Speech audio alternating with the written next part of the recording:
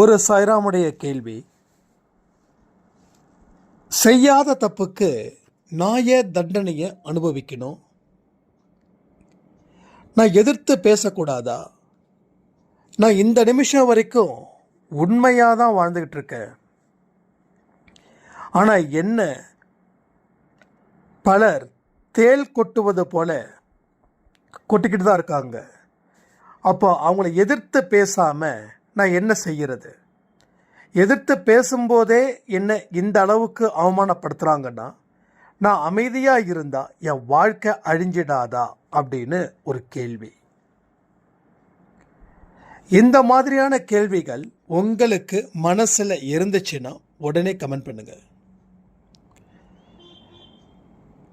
எதிர்த்து பேசுறதால உங்கள் வாழ்க்கை அழியாமல் பாதுகாத்துக்கிட்டு இருக்கீங்கன்னு நீங்கள் சொல்கிறீங்க.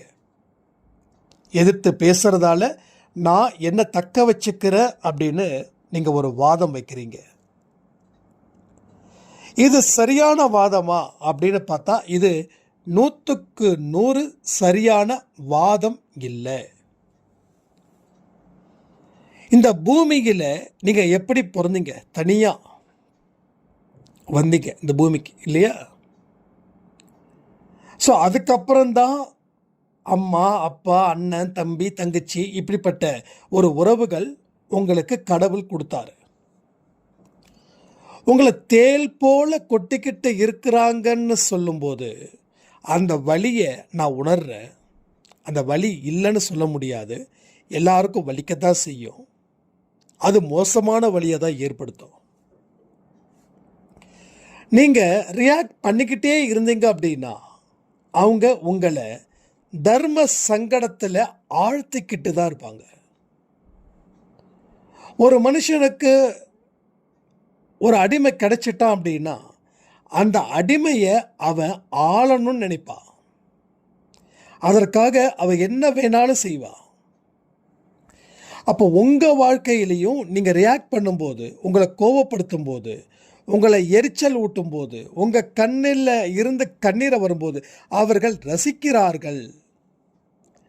அவர்களுக்கு நீங்கள் அந்த இடத்த தரக்கூடாது அப்படின்னா நீங்கள் வாதம் செய்யாமல் உங்களுடைய வேலைகளை மட்டும் கவனத்தை வையுங்க. உங்கள் மேலே உங்களுக்கு நம்பிக்கை இல்லாமல் இருக்கும்போது தான் நீங்கள் அடுத்தவர்களை காயப்படுத்துறீங்க. நல்லா புரிஞ்சுக்கோங்க. நான் உண்மையானவன், நான் அன்பானவன், நான் தான் இந்த உலகத்துக்கு வந்த பத்திரமாத்து தங்கம், இந்த மாதிரியான வார்த்தைகளை தயவு செய்து விட்டுடுங்க. இது இன்டைரக்டாக ஒரு அகங்காரத்தையும் உங்களுக்குள்ளே கொண்டு வந்து சேர்க்குது. இன்னொரு விஷயத்த சொல்லணும்னா நீங்கள் கரெக்டாக புரிஞ்சுப்பீங்கன்னு நினைக்கிறேன். கடவுள் பார்க்குறாரு எவன் எப்படிப்பட்ட பிரச்சனைகளை எந்த வழியில் சால்வ் பண்ணுறான். ஒருத்தன் உடனே பதில் கொடுக்குறானா கடவுள் பார்க்குறாரு, சரி அவனே அவன் வாழ்க்கையை பார்த்துக்கிறான், நான் எதுக்கு அவனுடைய வாழ்க்கையில் தலையிடணும் அப்படின்னு அவர் ஓரமாக ஒதுங்குறார். இல்லை கடவுள் பார்த்துப்பாரு, நாம் இந்த சண்டையில் இருந்து ஒதுங்கிடலாம் அப்படின்னு அவன் நினச்சிட்டானா கடவுள் நினைக்கிறாரு இந்த பொறுப்பை நம்மக்கிட்ட ஒப்படைச்சிட்டானா இப்போ நாம தான் சரி பண்ணணும்னு சொல்லி அவர் உங்களுக்கு எதிராக பிரச்சனைகள் செய்பவர்களை அவர் பார்த்துக்கொள்கிறார்.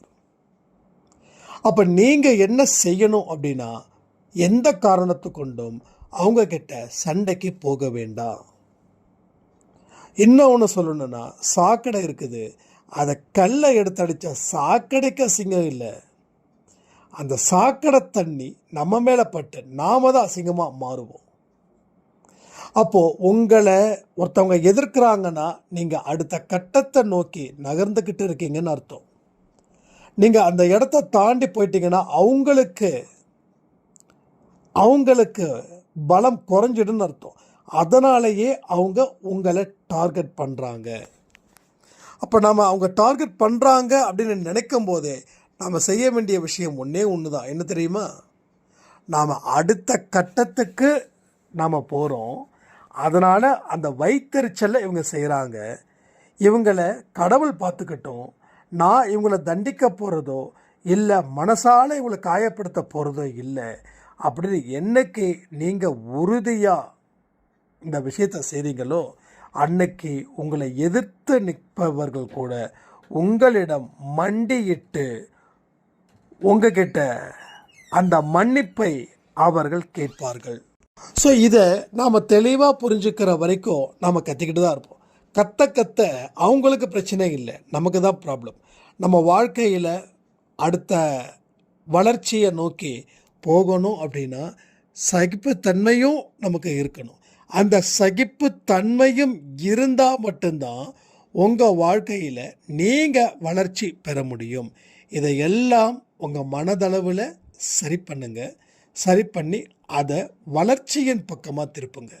மறுபடியும் இந்த குழாயடி சண்டையில் வேண்டாம். சண்டைக்கு கூப்பிட்டாங்கன்னா இப்போ சண்டை போடுற அளவுக்கு தெம்பு இல்லை, தைரியம் இல்லை. நீ என்ன நினைக்கிறியோ அது நானாக இருக்கிறேன்னு சொல்லிவிடுங்க. ஆனால் நீங்கள் என்ன நினைக்கிறீங்களோ அது உங்களுக்கும் கடவுளுக்கும் மட்டும் தெரிந்த ஒரு ரகசியமாக இருக்கட்டும்னு சொல்லி இந்த கேள்வியை கேட்ட சாய்ராமுக்கு நன்றிகளை சொல்லி இந்த பதிலை நான் முடிக்கிறேன்.